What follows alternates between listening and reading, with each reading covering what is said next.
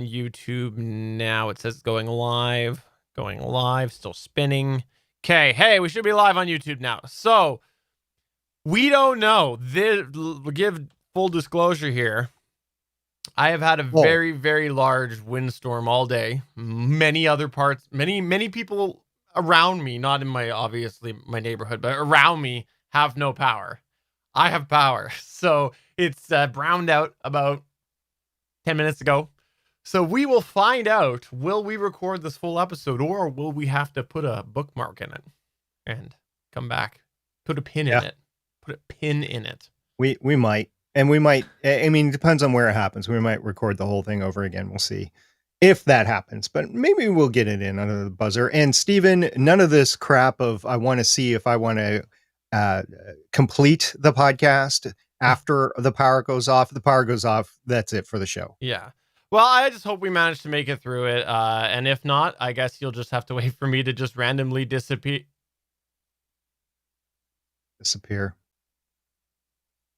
See what I did there? I knew that you hadn't really disappeared because the stream was still going, right? Yeah. And the template was still up. Yeah. Although I think there's a replay source in XSplit, not a freeze frame source. I was going to say I could have freeze framed it. Yeah. Bangs brings up a good point. Mm-hmm. Battery backups are very handy until you find out you can't turn off the beep. Well, you can't. I can. Yeah.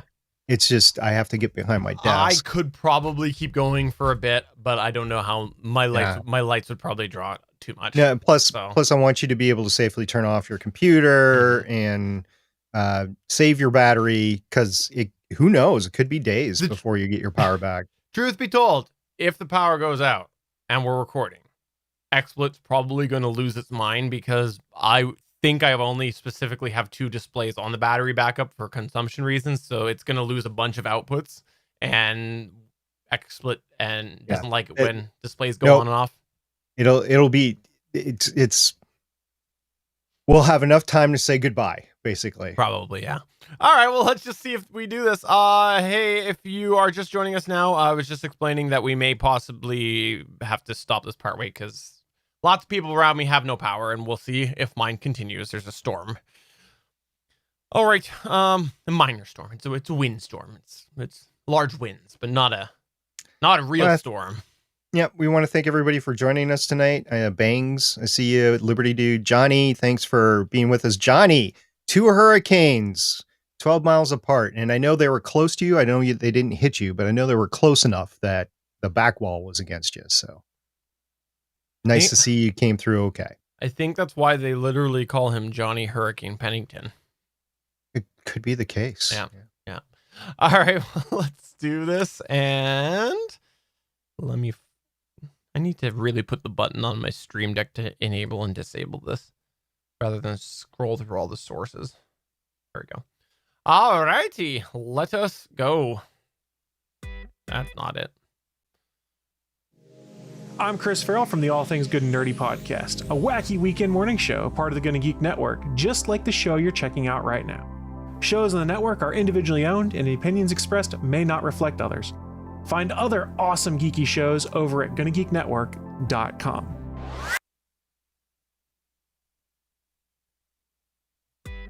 Welcome to episode 236 of Better Podcasting. On this show, we discuss podcast continuing education. In this week's Better Podcasting download, we continue to welcome another podcast media host to the IAB certification. I don't know why that falls on us. And finally, in this week's Better Podback, we run down some comments from our Discord channel. Lauren, start the show now.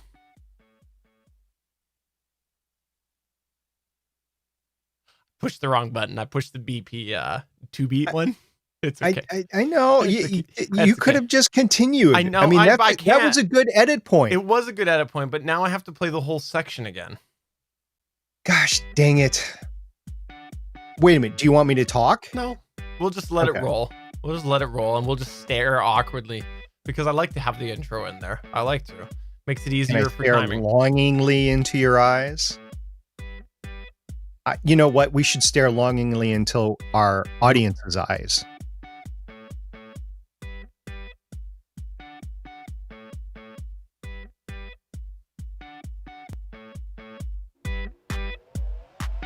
Welcome to Better Podcasting.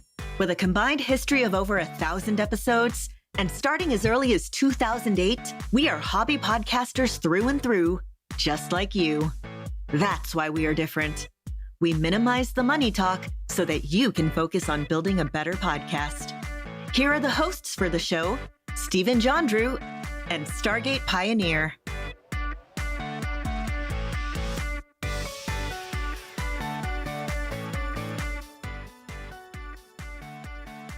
Welcome to an all-new episode of Better Podcasting. I am Stephen John Drew, and I am pleased to say Stargate Pioneer is here again. I'm so glad to actually be podcasting, especially with Better Podcasting. I love the show, love talking to our audience every week, love seeing the chat in the chat room as we record live every week at Geeks.live, whether it's this show or the Better Podcasting live show. But this week, more importantly, since I'm recording, I am not staining my fence right now. So that makes it all the more better. You know, you should have done a podcast while you were staining your fence. I've been listening to a lot of podcasts while I'm staining the fence. And unfortunately, that means I'm staining my fence a lot. Fair enough. If you didn't know this, we like to, when we have one available, start off the show with a How I Saved My Podcast story. This is where we ask you, the listener or viewer, to send us a story about something that went wrong with your podcast and how you were able to fix it. It could be something big, could be something small. It's up to you. We just like to have this and share this here so that we can all get ideas of what you can do when things go wrong. And also just make sure that you know it's okay if things go wrong. It might not be over. It might be, but it might not be. And that takes us to today's How I Saved My Podcast story, which is from who? It's from John Badger from the Mercury Theater podcast. Hey SB, hey Steven. I love the show and I'm glad I get to listen to people who know the struggles of making a podcast. Everyone at home gets bored of my constant excitement over something so geeky, so it's nice to know that I have a couple geeks in my back pocket. I am the producer, writer, director of the podcast Mercury Theater Podcast. I have a horror story that had me reeling the other day. I had my podcast with all the sound effects and dialogue and music disappear at the 11th hour. Just gone. I had it saved 10 ways to Sunday, but the file I was working on in Audacity said the file couldn't be found when I tried opening it the next day. After over literally 100 hours, my work was reduced to a single mono track. I was stunned to say the least. Volumes were off. Timing was off. These minor details that make good into great just couldn't be mended like with 20 individual tracks. All because I changed the file name in the folder. Come to find out, I needed to change the file name in Audacity instead of in the folder itself. I took the mono track, cut what was problematic, and corrected as necessary using files I had previously saved. It's not perfect, but given the circumstances, it's still pretty great. I hope this helps prevent people from doing the same. Thanks for listening.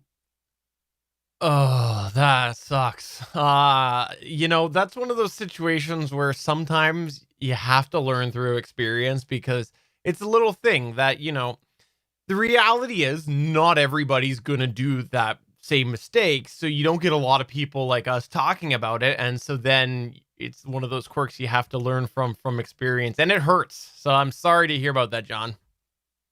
I know it's probably been a coon's age, Steven, since you've actually used Audacity for anything, but I use it every week for editing the audio version of Legends of S.H.I.E.L.D. I use it to convert files to FLAC. That's what I use it for. So you're in there, but you're not like working on projects or anything like that.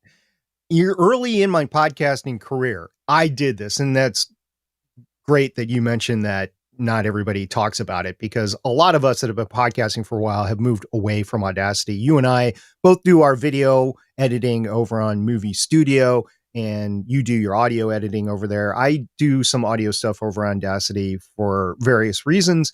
But one of the things that I also remember about Audacity is I have moved or changed files, and I have not taken the Audacity file with it, the project file with it, the one that ends in .aup, and it's a folder with a bunch of .au folders in there, and I have not moved that. And man, things just totally screw up at that point in time. So if you've not saved your original files, you end up in the same issue that John did as well. And let me tell you, that is like crying when you are like a half an hour into your edit of an hour-long podcast or something like that, or maybe almost finished, and then you shut down and you come back and you find it's really, it hurts. So I understand. I've been there. I'm glad that John brought this up for us on our podcast and to share with our podcast listeners, because it is something that happens all the time, really, especially with newer podcasters.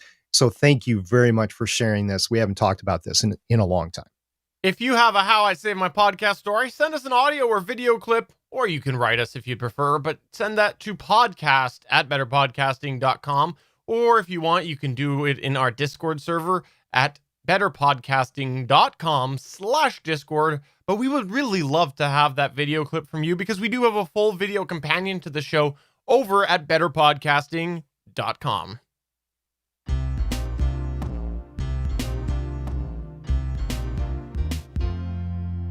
Those broke too, apparently.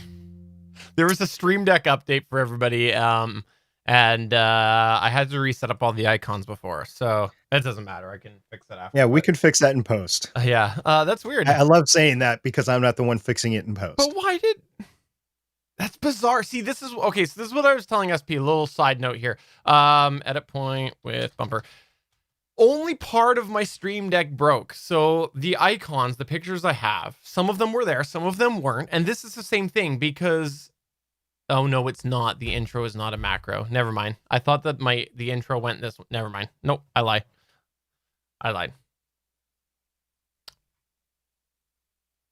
Do you want me to take it? I was just scrolling up. I can take it. That's fine if you want. I don't... All right, sure. Whatever you want. I'll take it. Okay. If you're a long-time listener or viewer of our show, you probably have quickly learned that one aspect of podcasting that we both enjoy is the learning aspect of podcasting. It's one of the things that is fun for SP and I. Whether it's hardware, software, or processes, we both really like to grow ourselves by learning about new things in relation to podcasts and our podcasting endeavors. This passion for ongoing education is something that we both share elsewhere in our lives as well, and our other hobbies. For example, both of us enjoy doing activities where there is a steep learning curve. We both learned about drone flying a few years ago. We both have dabbled in smart home automation, some of us more than the other. But these are things that are steep learning curves, and we both enjoy it. It's part of the fun of podcasting and hobbies for both of us.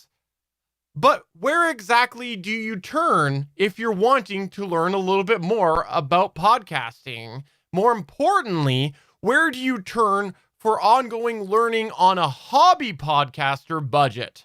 Today, we want to talk about this area of podcasting because we understand that as a hobby podcaster, you may not have a lot of money to spend on education and growing yourself as a podcaster. But we do think there is a lot of resources available to you that are there to offer you a way to enrich your education of your podcasting endeavors. SP, why don't you kick it off by talking about some of the ways that people can learn? And please hold off on the $300,000 SP consulting fee. Please just wait on that. Well, it's now 500,000. Oh, fair enough. But the first place that I want to talk about continuing education for podcasting is obvious. It's podcasts about podcasting. Spoiler alert, we're not the only podcast about podcasting out there. And there are more that continue to come out almost every month, really. There is a lot of experience out there that can be shared by podcasting. And while some of these podcasts about podcasting are meant to be used as a marketing tool for services or consulting, the bottom line is they are usually sharing something for free. Their experience and tips are basically their sales pitch. So while you may listen to a podcast about podcasting that ultimately angles for you to subscribe to a service or buy something, you can still get some tips and advice from those. But along the same lines, you can listen to podcasts related to areas that you want to work on in relation to your podcast. For example, perhaps you're wanting to learn more about marketing. Perhaps you could find some specific marketing podcasts to listen to.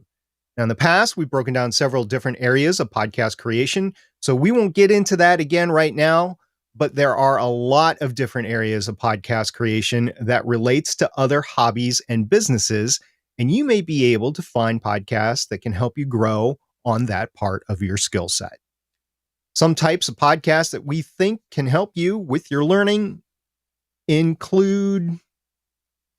Why don't we just skip over that? Why don't we just skip over that? Go to the next one. Nice edit point. Yeah. Okay. Where were we? Where was the whatever? I don't know. It was just that right there. Okay, go ahead. You just continue. Okay. One of the best areas that we can refer to for ongoing development is YouTube for all sorts of things. Fun fact, I have used YouTube University for a ton of home-based projects and improvements. I just built a shed mainly based off of 1 or 2 YouTube videos. So it'll be interesting after this windstorm to see if it is still standing. It fell down. It's not there anymore. But hey, it was. It was for a bit. I bet you got some awesome video of it coming down too. While you may simply search for podcasting or podcast advice on YouTube, we'd encourage you to use YouTube to find some of those specific podcast creation skills that we were referring to earlier in the show. For example, let's say you want to learn a little bit more about creating artwork by yourself for your podcast. You might start by looking up some tutorials on how to use specific graphic design software or just design services. There are quite a bit out there. This is an area that might not directly apply to podcasters. It might not be aimed towards podcasters, but it's very relevant information to help you with that artwork for your podcast. But with a little critical thought, you can also use YouTube to help enhance certain core skills. Here's an example. Let's say that you want to learn a little bit more about microphones and what makes a microphone sound a certain way. If you look up some microphone shootout videos, you might start to pick up on certain similarities between microphones and start to connect those dots. You might start to notice that a certain type of microphone sounds a certain way, and perhaps you might find that a certain delivery method sounds a certain way, like people who talk closer to the microphone versus away, the proximity effect. There's more than just information that is being delivered to you in that YouTube video for you to learn. Really analyze the video, especially in things like gear shootouts, and that will really help you make yourself learn a little bit more about that aspect of podcasting. And this applies to more than just gear. Back to that artwork example. If you take a look at the person that's showing you how to use that service, you might find some shortcuts in there. For example, using hotkeys or accessing a menu through a certain way. Really analyze these videos and you can learn a lot by just doing some critical analysis. SP, you're the YouTube master. I know that you upload a YouTube video every hour on the hour, so you're the YouTube expert. Go ahead and tell me a little bit about what YouTube videos you would recommend. In all fairness, I'm pretty sure you upload more YouTube videos per week than I do, but we'll talk about some of the YouTube videos that I think are applicable to podcasting. And this is just types of YouTube videos. So obviously there's podcasting advice. Better Podcasting is one of them. There are gear reviews out there, and gear review could be anything from cameras to microphones to podcast gear, anything related to podcasting, audio gear. There are editing tutorials. Both Stephen and I have shown editing on our Twitch streams, and then we've uploaded them to YouTube channels. So they're available out there, not just ours, but others. We were just talking about Audacity and how I saved my podcast story before. There are Audacity tutorials out there, and Audacity has improved over the years. So you want to make sure you get a tutorial on the same version that you're using. We have seen audio drama tutorials out there, some of which are individual consultants that are giving instructions. Some are in combination with some sort of event, and we'll get into that later. But there are videos out there for audio drama tutorials. There are voiceover tutorials, both on the equipment and in practice, on how to tell a story, how to act, that sort of thing. You can get as techie as you want. There's cord management videos, organization videos out there, audio treatment videos if you need to audio treat your room for any reason. There are famously now in 2020 a lot of PC build videos out there. So if you are considering upgrading your computer, you can go there, and you've never done it before, you can go to these channels and you can find out all of that as well. Both Stephen and I have done this before. We built our own PCs before, so we're familiar with it. But I got to tell you, both Stephen and I, Stephen, you built a PC this year. You did view YouTube videos before you went and built your current computer. Not really, but sure. You did for reviews of certain... That's fair. Yeah. I did for... Yes, I did for reviews. Not so much the how to build one, because that's something that I used to do. But yes, absolutely. I did look up YouTube videos for information on the parts and things like that. So, which, by the way, when you're not building a PC every year, you do fall away from let me just write that down. Edit point, and then second requeue. You do fall away from the knowledge on this, so I had to use YouTube to educate myself on where standings were with the different manufacturers. So absolutely, YouTube is a great resource for that. And I know... Oh, go ahead. And I know in 2020, there's been a lot of new graphics cards that have come out this year that people would want to review on which one that they want to put in their podcast. If you are video, either YouTubing or podcasting with a video show associated with, a graphics card is something that you're going to need. So these are all aspects of podcasting, which you can go to what I affectionately call YouTube University and find out different information from. But for both of these, podcasts and YouTube, you should also consider the core subject of your podcast. If you're podcasting about something that requires experience, maybe there are podcasts or YouTube videos about something that can help you refine these skills. Perhaps, for example, you're a woodworking podcast. Maybe you can find something that can help you refine a new woodworking skill. Or maybe you're like me and you want to retire and cruise around the Caribbean. So you go to YouTube and you watch a lot of sailing, cruising YouTube channels. And it's not just about the sailing. There's a lot of real drama in those too. So if you're like your reality TV, those YouTube videos are all about the reality TV. Let's go on from one thing that SP likes to another. SP, I call him king of Reddit, at least for better podcasting. He's resident king of Reddit.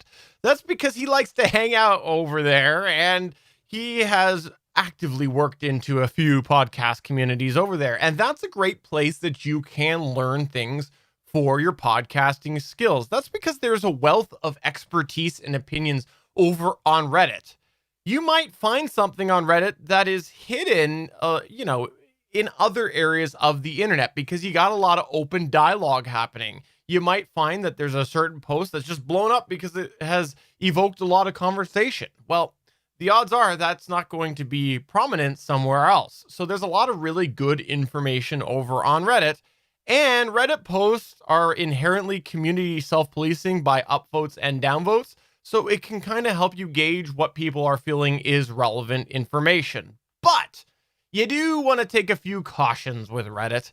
You do get what you pay for, and I don't believe you pay for Reddit. The advice may only sound bite deep. The advice may only be soundbite deep. People on Reddit can and sometimes do intentionally troll. And the advice you might get is not always necessarily the most truthful thing in all situations. Sometimes it's even purposely misleading. Unfortunately, that's the reality with any open community like that. Also, tends to be a tendency for certain people to make these posts self-serving and self-promoting. So you got to be a little bit aware of that as well. SP, I know that those are the key points of Reddit, but is there any other thing you would like to add on there as our king Redditor? Reddit is not necessarily just intuitive for somebody that's never been on Reddit before. So if you've never been on Reddit before, just like you've never been on Discord before, you should get on there and just learn how everything works for a while. I know I spent many months trying to figure out how it worked before I got into it. But once you get into it, it is very, I won't say intuitive, but you just get used to it and you can move along. Plus, in the weeks or months that you use to get used to it, you're going to learn a lot of stuff too. You just might not be able to ask questions or speak up on somebody else's post for a while. I mean, you can, but you just probably should listen and read quite a bit, but see who the main players are, see what kind of advice you're going to get from certain people and that sort of thing. So there is an experience factor to Reddit if you're not used to it that I would recommend that you get used to before you dive in head first. Jeez.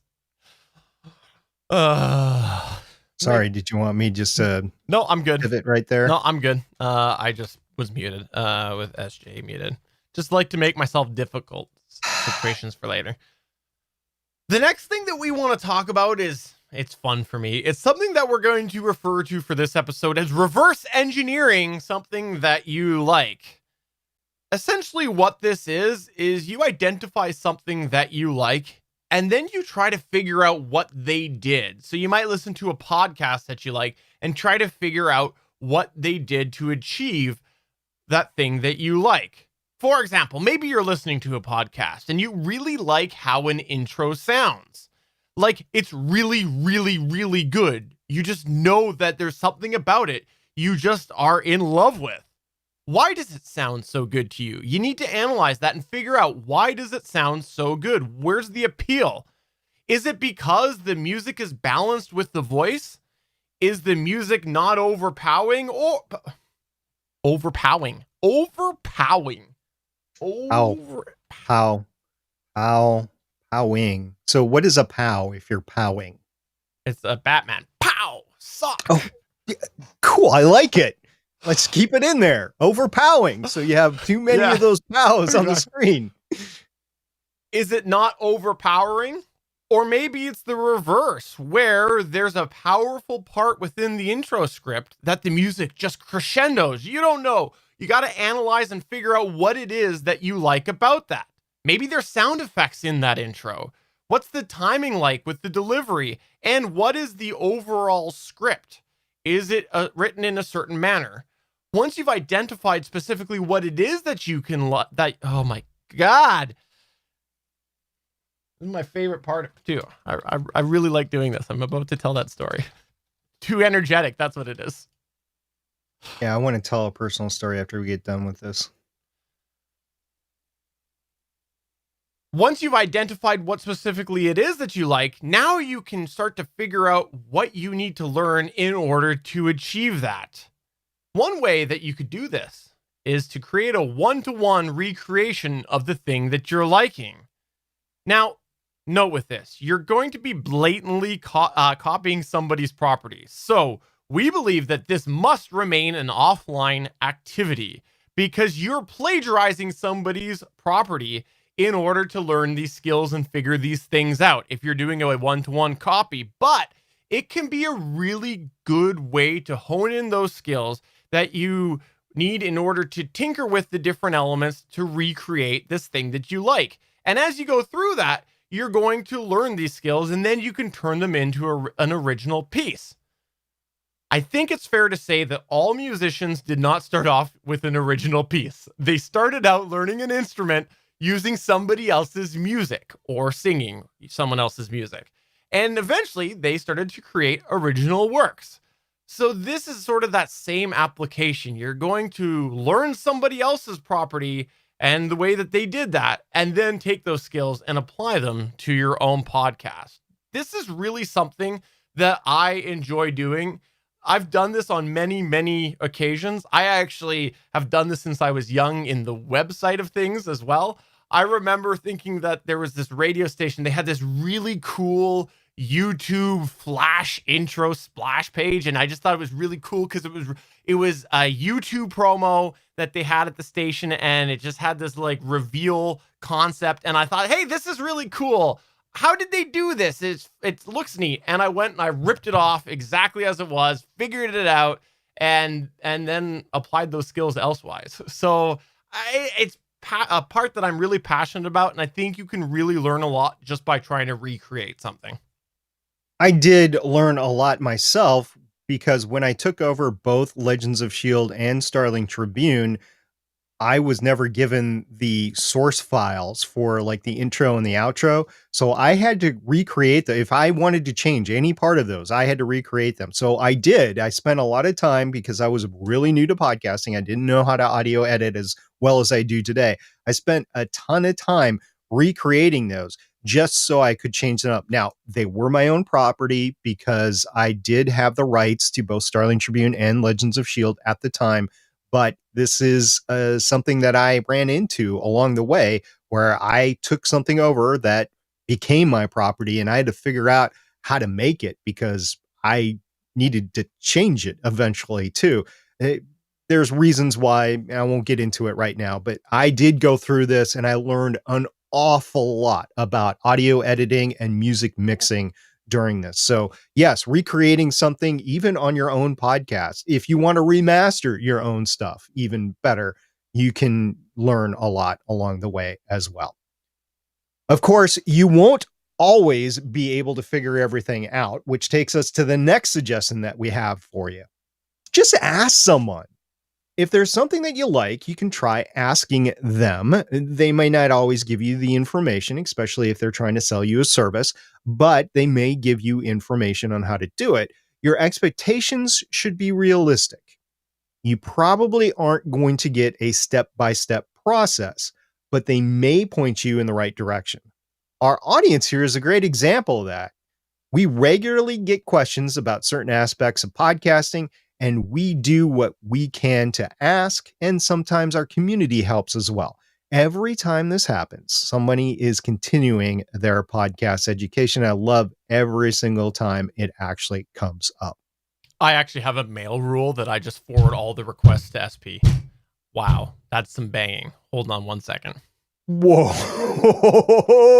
we're about to get a Stephen parental moment right now. Now, he just did mute his microphone, so we're not going to be able to hear anything. But yeah, that was his kids that you just heard there. Wow, that was the most egregious stuff. Usually, like the noise gate takes that out, and Stephen's microphone is able to, since it's a dynamic microphone, is able to take it out. But no, that was probably somebody literally jumping up and down right above his head on the living room upstairs. Wow, I haven't heard that sort of stuff for a while. Yeah, that was a thump. Now, Stephen has 2 young boys, and they're pretty close in age, so you can imagine some brother v brother activity going on. And if up I there. have to come up there again, I'm going to send you to Uncle SP's house. Uncle SP's. How about Uncle David's house? Let's try that instead. Uncle SP's house. I was plugging myself back in. That was funny. Oh my goodness. I can make that same joke again, and we can act like it was the first time I made it. Not the Uncle SP joke. At a point. Sorry about that, everybody. Sometimes That was parental awesome. duties call. What were they doing? Were they jumping up and down on the floor? Disagreeing on who had to feed the cats. Feed the cat. Poor cat's got to eat. All right, one second. Fun fact, I actually have a mail rule set up so that any requests that come into me automatically forward over to SP. Yes, and I have seen that many, many times, and I have responded for Stephen many, many times. Unless it's something that I make Stephen respond to, and then he usually gets back to somebody in a couple of days. But if it's me, I usually take care of it right away. Hold on one sec. I think we're having the same problem as yesterday. Was I muted? Who Who's muted? They say it's very... No. The same problem we ran into yesterday. Hold on. We ran into a problem yesterday? Loud. Remember people said they lost the audio towards the end? Loud. Oh, yeah, but I thought that was the outro. No. We never figured out what it was. Check 1, 2. Yeah, it is quiet. Hold on. What are you using? It's got to be a cord here. There we go. That's what it is. It's a cord. Oh, you said you were going to buy new cords. All right, how's that? Is that better, everybody? There we go. It's weird. It's this. Bangs? I need to change the cord because it's either the cord or the Mackie HM4 headphone amp. Bang says it's fine now. Okay. Yeah. So So when did you lose us? When he sat back down? Do we need to do that over again? no, it's fine. Like we'll be able to stitch together. So you Okay. go I ahead. was going to pivot to the next point. Sure. Go ahead from here. Okay. Now, another place or event that you can find skills and continuing education is a conference or an online event, since it's 2020, right?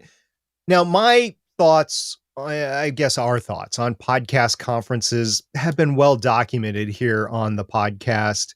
Spending $2,000 to $5,000 or more for a hobby podcaster is a bit excessive, especially if you're not monetizing your show. Now, I say that and people have hobbies that they spend millions on, but for most hobby podcasters, I'm guessing somewhere between $2,000 and $5,000 per conference or event is going to be a bit much. However, if you can find a local conference that you don't have to spend time, money, and vacation time from work to attend, something local, they do have educational sessions at these events.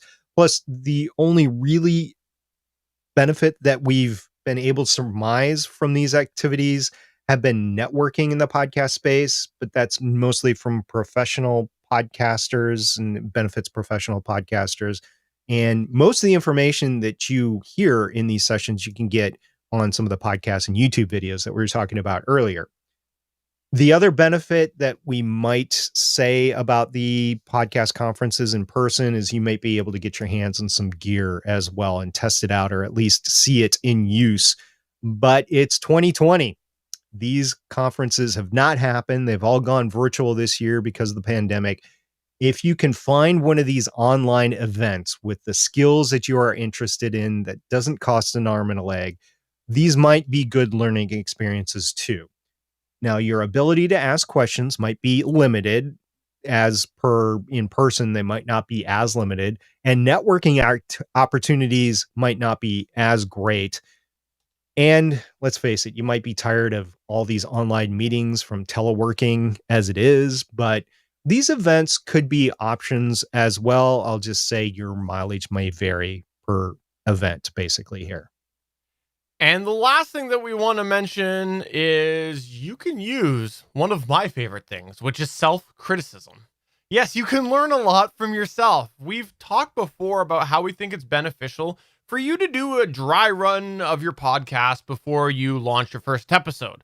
Ultimately, the basis for this idea is that you're giving your podcast a try, you're analyzing it, and you're learning what you don't like and what you'd like to improve. It's really helping yourself learn from yourself. Listen back to your podcast from time to time and think about the areas that you'd like to improve on, and then figure out how you can do so. That might take you to some of those YouTube tutorials or those podcasts that we talked about. For example, maybe you really don't like your delivery on your podcast. Why don't you like that? If it's because you're constantly flubbing your words or constantly stuttering and things like that, maybe you need to take a listen to a YouTube video or a podcast about public speaking or general speaking. That might help you. Now you have something that you can really focus on in order to help grow yourself. But it doesn't always have to be about the things you don't like about your podcast. It could be about something that you do like, but you think you can make better.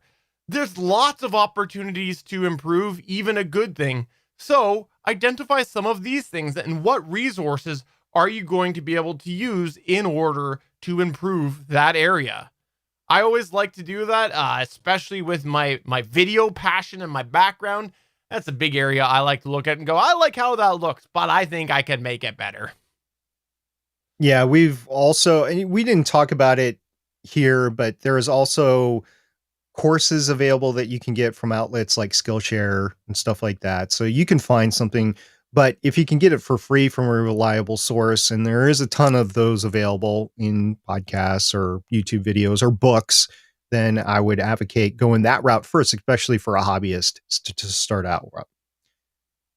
Now, how to select what you want to actually research or what you want to enhance your personal education on.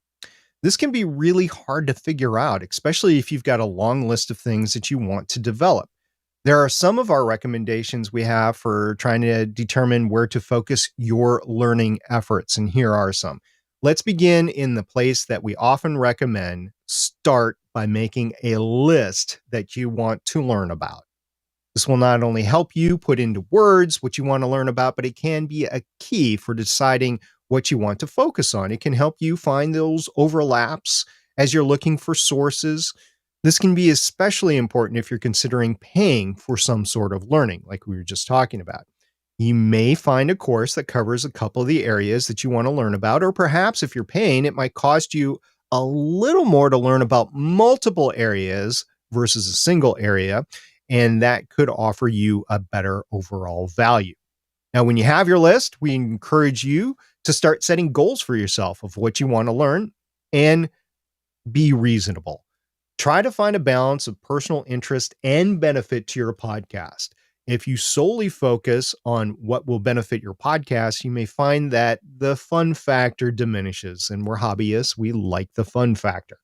Learning something new can be really tough. And as we said before, podcasting can be tough.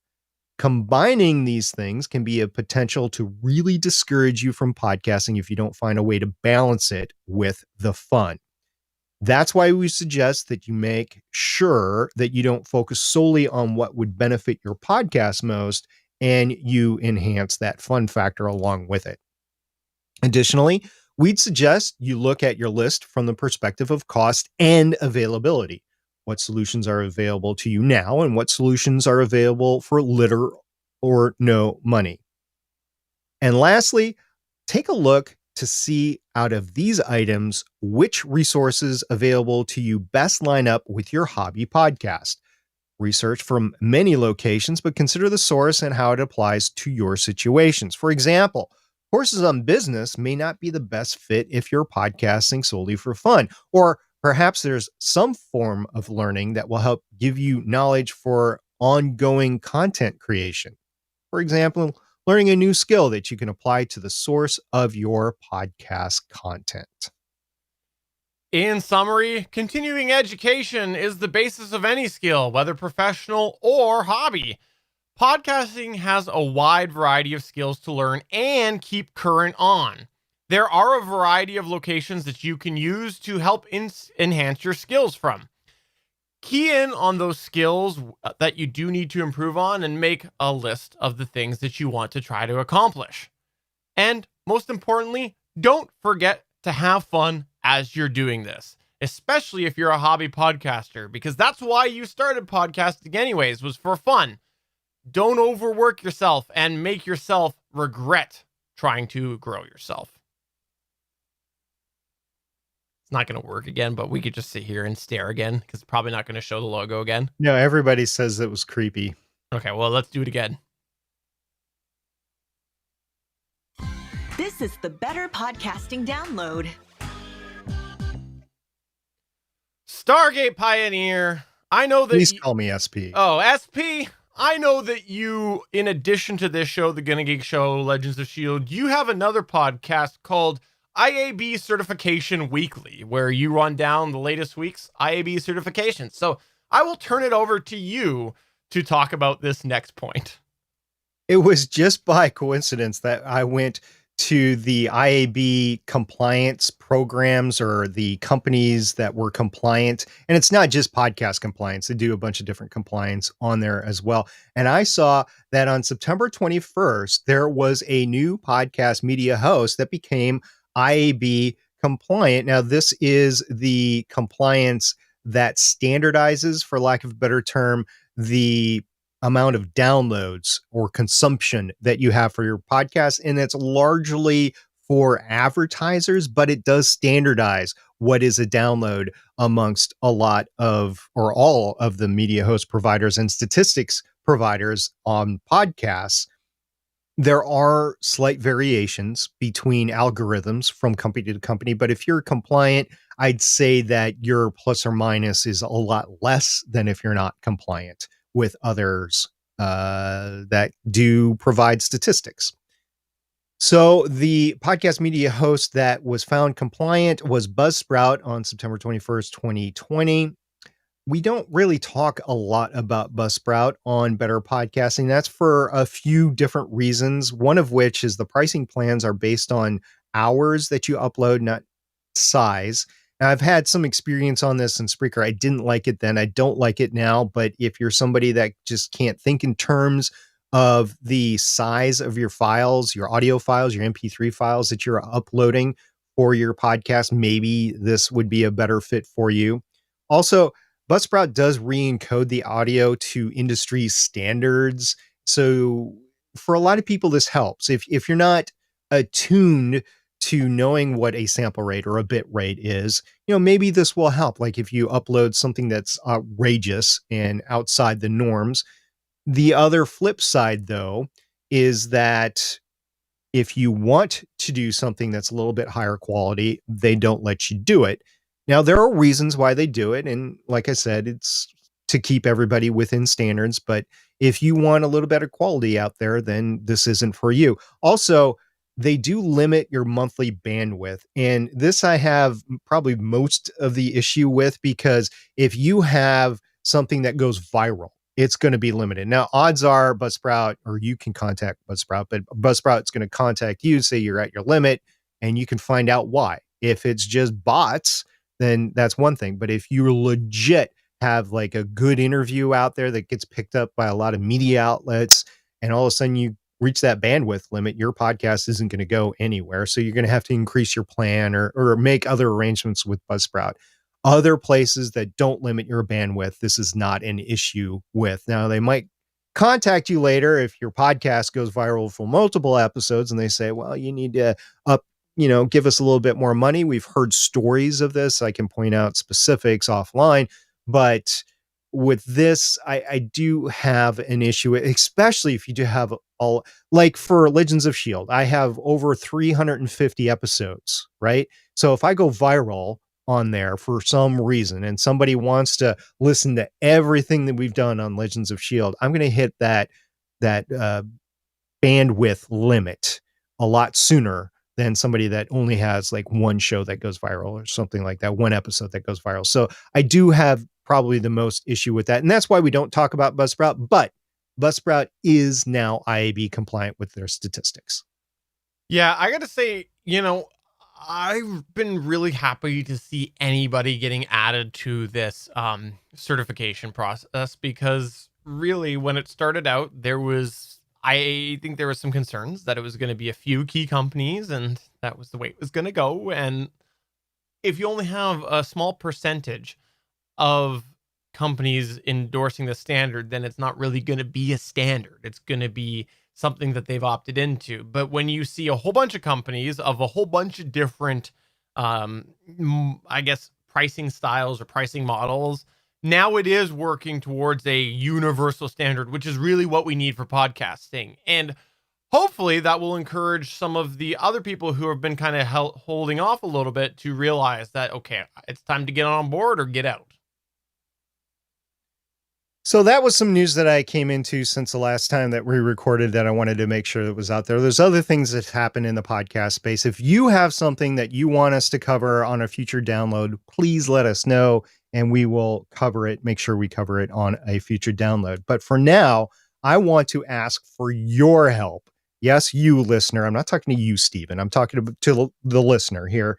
And I want the listener or viewer on YouTube to let me know. I've got a few new things that came in the mail in the past week. Blue Yeti. Wow, that's impressive. Yeah, wow. Right. No, that will happen eventually, but it will also entail me running over it. And I might actually do that up at the lake because I have industrial destruction machines at the lake. So that might be cool.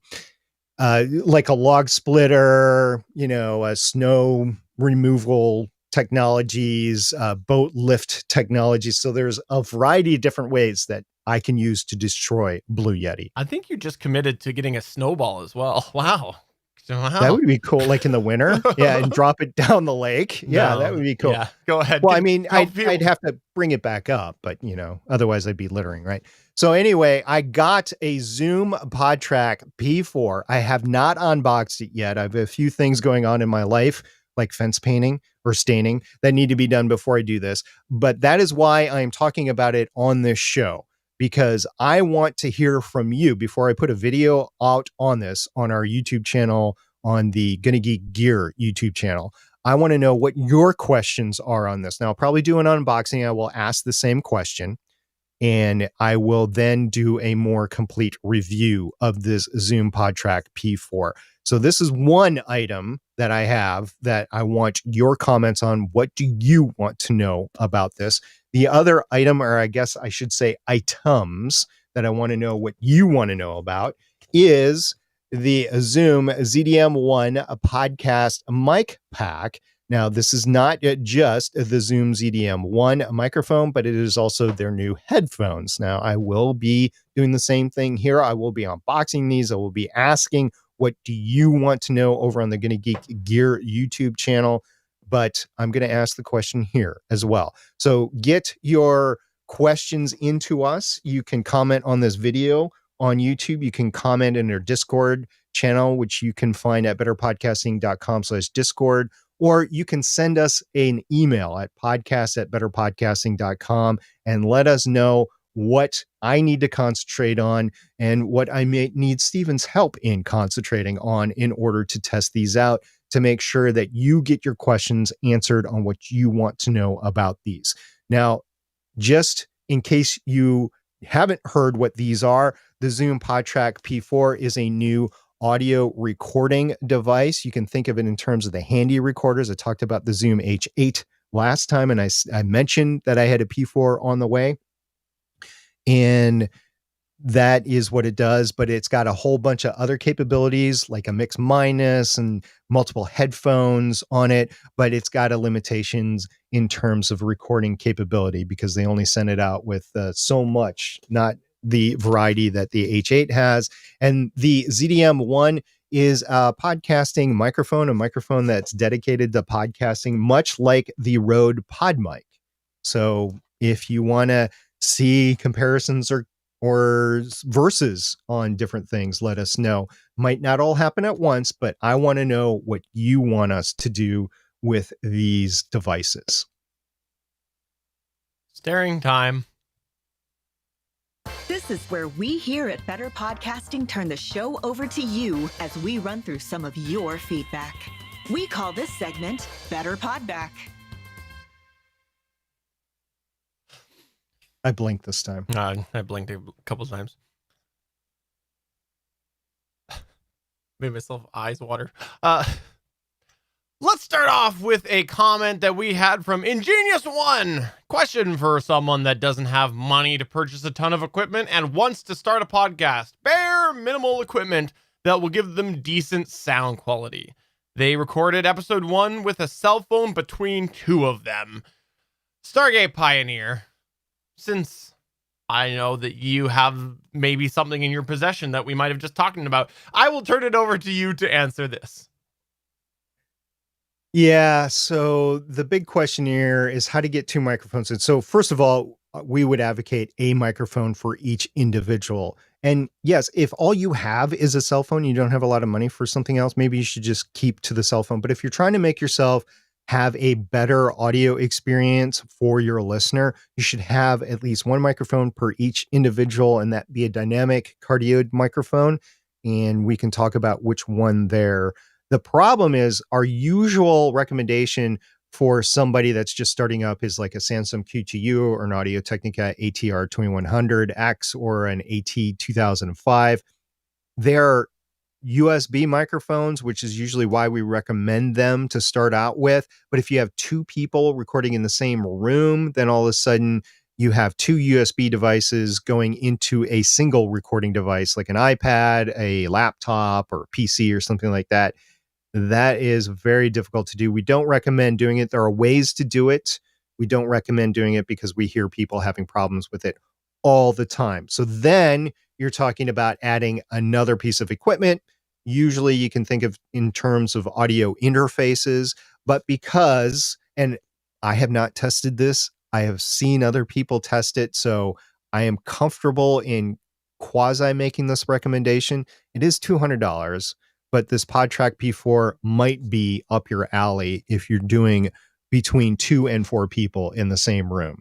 So you have to think in terms of how much money that you are going to spend now versus how much money you're going to spend later. Like if you get 2 cheap microphones and a cheap audio interface going into a really old laptop, eventually that laptop's going to fail and it's going to lose a recording or something like that. And you're going to come back and you're going to ask, well, what should I do to prevent this from happening? And we'll go to our old standby and say, get a hardware audio recording device. So why don't you just skip that step, skip the audio interface, which would be a bad investment then, and just go for the P4. Like I said, I have to actually test this to make it 100% recommendation, but I'm comfortable in recommending to you right now to at least think about it. Stephen, what do you think about that?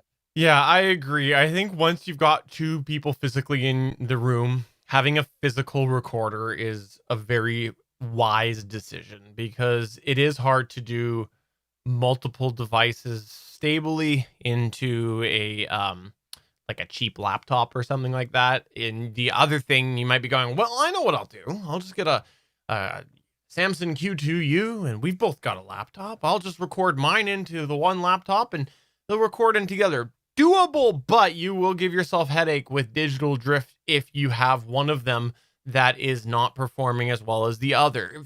For sure, both clocks will be out. Digital drift is something where every digital clock is the timing is slightly off. So you get some things where one track will appear to, drift out and then back and things like that.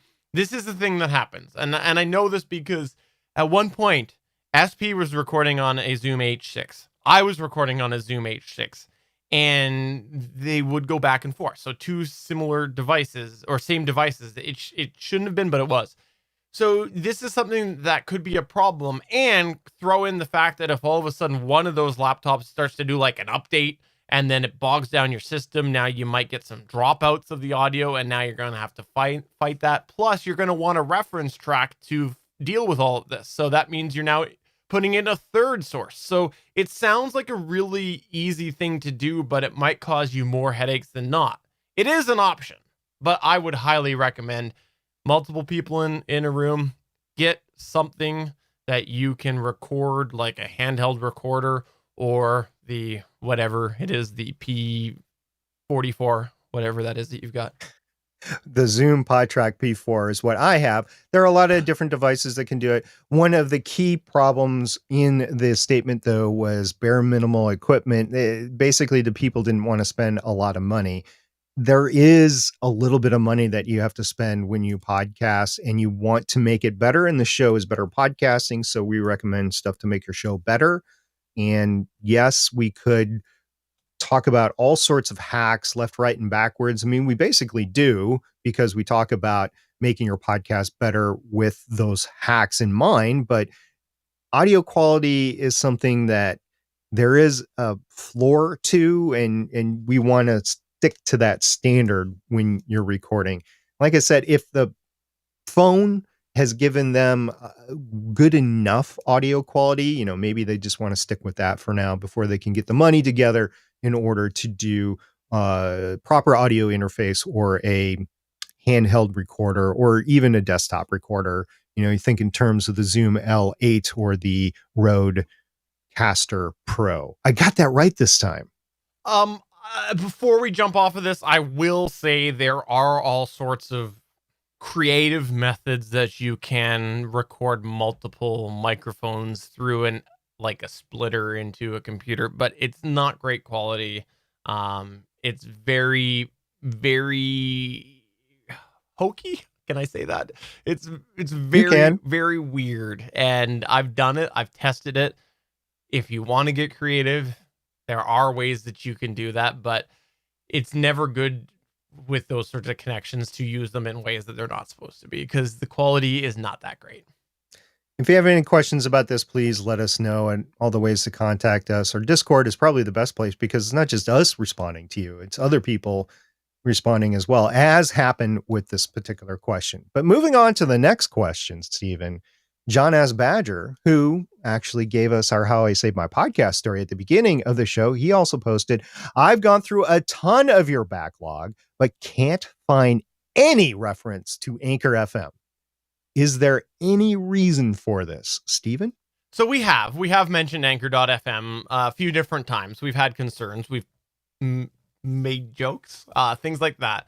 And the bottom line is that Anchor started out as a free model, and it comes down to the fact that we're not huge advocates of a free model because the industry has a reputation of showing that doesn't always work out. There have been, even since we've done this show, several free podcast hosts that have come up and either gone away entirely or had to switch to a paid model. So there's kind of a history of showing that free doesn't always work. And so if we're going to recommend a service to somebody, we're not going to recommend something that we think is built off of something else something that we've seen fail time and time again. It just seems like bad advice. Now, there have been situations that we've said, if X, Y, Z, and you dot your I's, across your T's, it might work for you. But it's not something that we openly want to recommend it because of the fact that it is a free model. Now, the traditional thing is what we have said, which is that it's not. The history seems to say it's not a sustainable model with media hosting. Just what we've seen with the different free hosts. However, when you look and you go, hey, well, Spotify bought Anchor. For me personally, when Spotify bought Anchor, that instantly was like, okay, financially wise, I'm not super concerned about it anymore because they paid a ton of money for it. They're backed by somebody big, but it shifted to a whole bunch of other questions. What is Anchor's plan or Spotify's plan with Anchor? And that has only compounded since we have seen the Anchor crew go pretty quiet since they were bought by Spotify. When they first started, I think it's a fair statement to say that they rubbed a lot of the traditional hosts the wrong way because they were active everywhere. They were all over the place. They made a very, very good name for themselves with their interaction. And for me personally, once Spotify bought them, that has subsided significantly. So I question, like, what is the plan for what is Spotify's plan for Anchor? Because we don't have a lot of updates. So now my concerns are in a different manner. Is it something that they are going to keep trying to build on? Is it something that they are going to eventually make it more of a paid service? I don't know, because when you think about it, Spotify's made a ton of progress with getting into podcasting. So they're starting to get a certain clout in podcasting. And what could that mean for Anchor? Could it be the fact that, hey, we're going to all of a sudden be like, you got to use Anchor to get in Spotify and you got to pay, or, you know, what is that's just a random thing. That's not a rumor. Just a random example I threw out there before people say, hey, that's not a rumor, but I don't know what the future is for Anchor. And so now I have a whole other level of concerns recommending them, but time will tell. They are owned by Spotify. One other thing that I've noticed with Anchor, and really it's a Spotify charged thing, is that they tend to remove your podcast for a lot of terms of service issues that are not prevalent with other media hosts.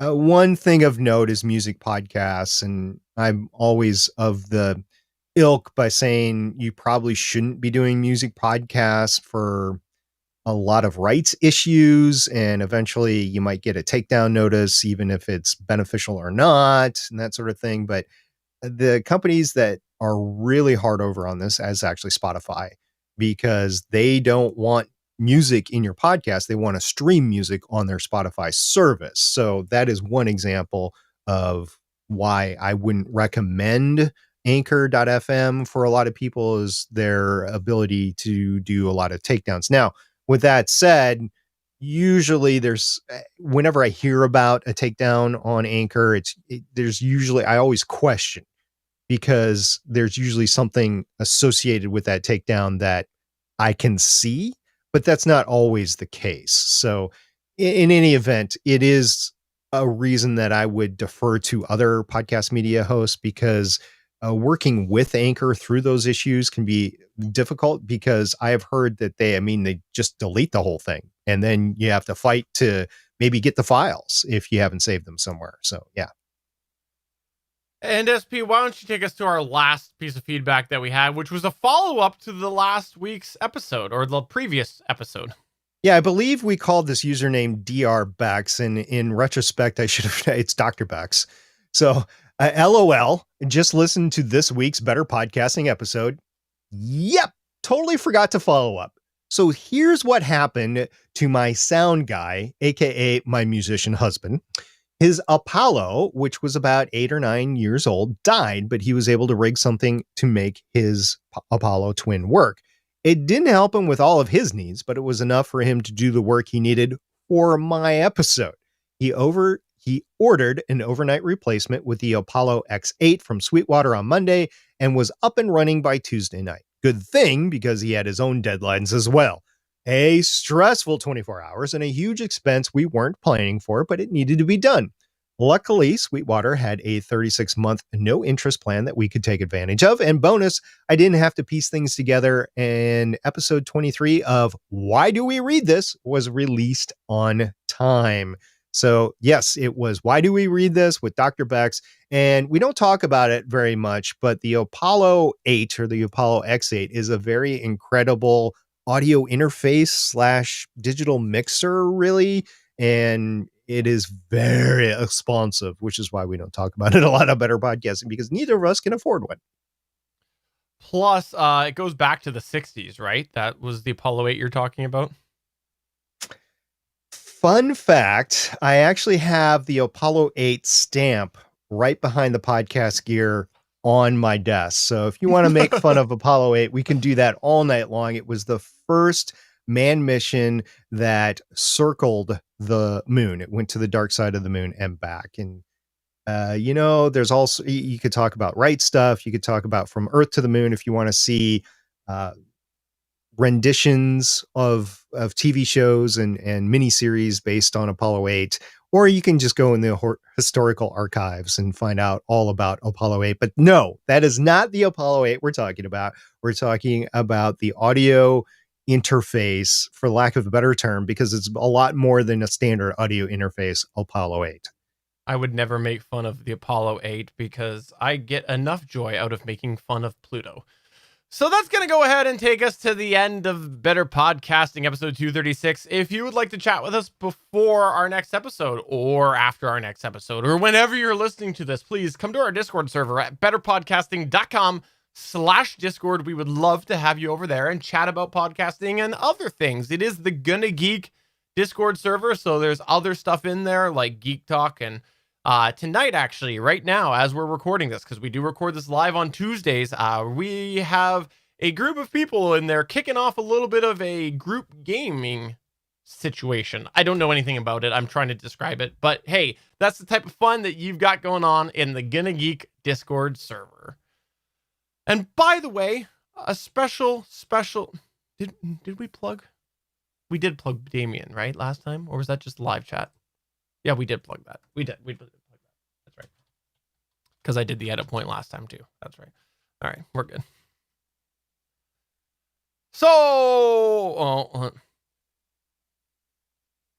So for episode 236 of Better Podcasting, I'm Stephen John Drew saying thank you to everybody who is watching or listening to us, wherever you are. And I'm SP saying, let us know what your questions are on the P4 and the ZDM1. We'll see you guys in 2 weeks. Bye. ZDM1. Bye. Could be something that they ask.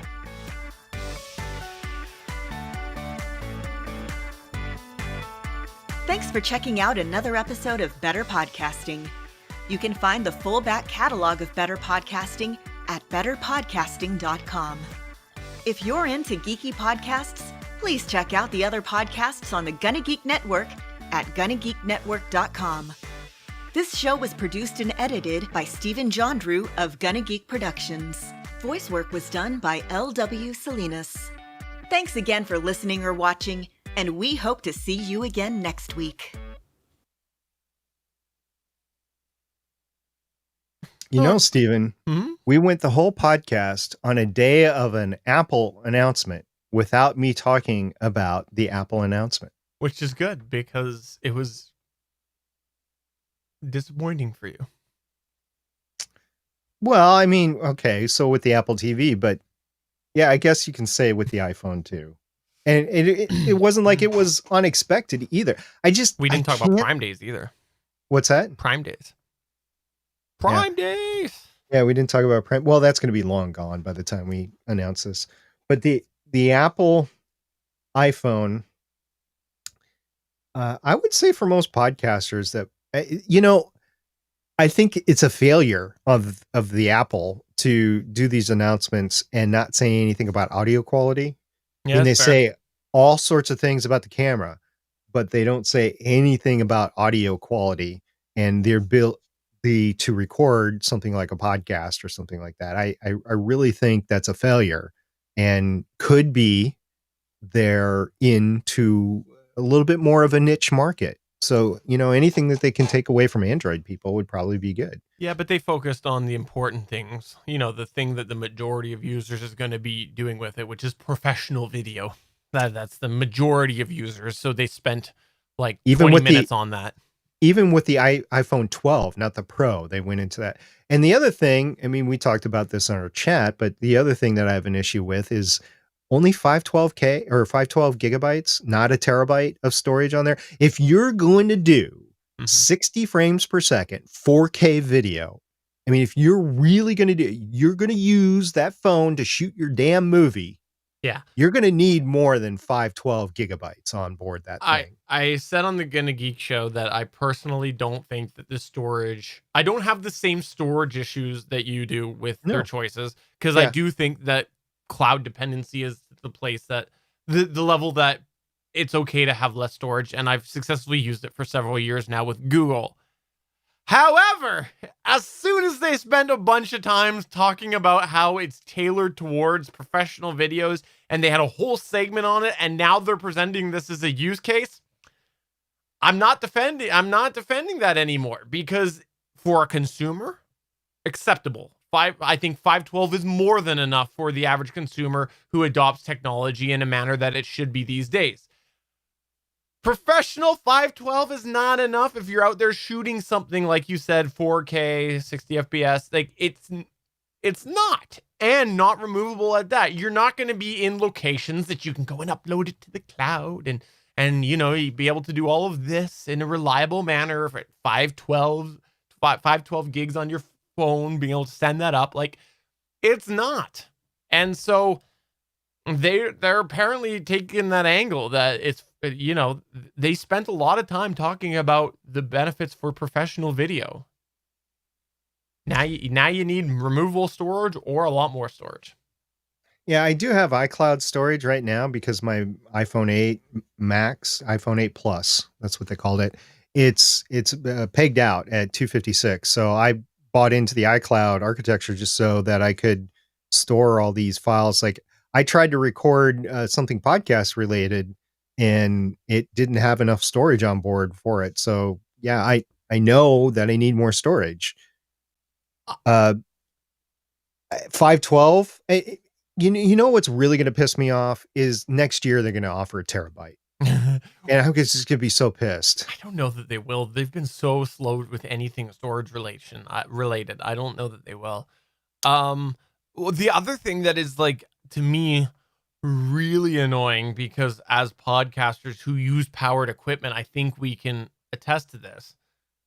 Them not putting a charger in there, because chargers, like, yes, people have chargers, but chargers go bad. Power adapters go bad. And so we see that with audio. How many times have we seen that where someone's had something that's powered, they're getting a weird noise, and they replace the power source, whether it's a power adapter or the USB bus or whatever it is. And it turns out that it was something related to that. And you want me to take my $1,000 device, which is minimum, by the way, of Canadian, it's $979 for the mini base model. You want me to take my $1,000 device and not spend the extra $30 on a brand new charger because I'm going to use something 2 years old, which don't even get started on the wattage difference. Like, it's just something that seems silly to me. I do I don't have it. Anyways, I literally have labeled every single Pixel charger that I've owned when I've gotten it, including the replacements when I had a warranty claim. And I always use the newest one. Now, I use the other ones as a backup, as a secondary charger, but the primary charging method is the one that came with it. So it's like, it's odd to me. It's super odd to me. It's nice that you cut my knees out from underneath me talking about the wattage difference, because that is a consideration. Like, the newer stuff needs more wattage, but I'll go past that. Full disclosure, I didn't know that till SP told me. Yeah. And so all the iPhones need 20 watts now in order to charge, although they'll take less. But the thing that I think they're pushing now is wireless charging with all their devices. And they were even saying that you can go to Belkin and get an all-in-one wireless charging for your AirPod Pros, your Apple Watch 6, and your iPhone 12. They're making something that's wireless for all of it. There's a lot of places out there that have these stands that are not wireless right now. They all require their own individual charge, but it's not a pad that you can place all three on. It's three separate pads on one stand, which having all those devices now, I can see how that is very useful.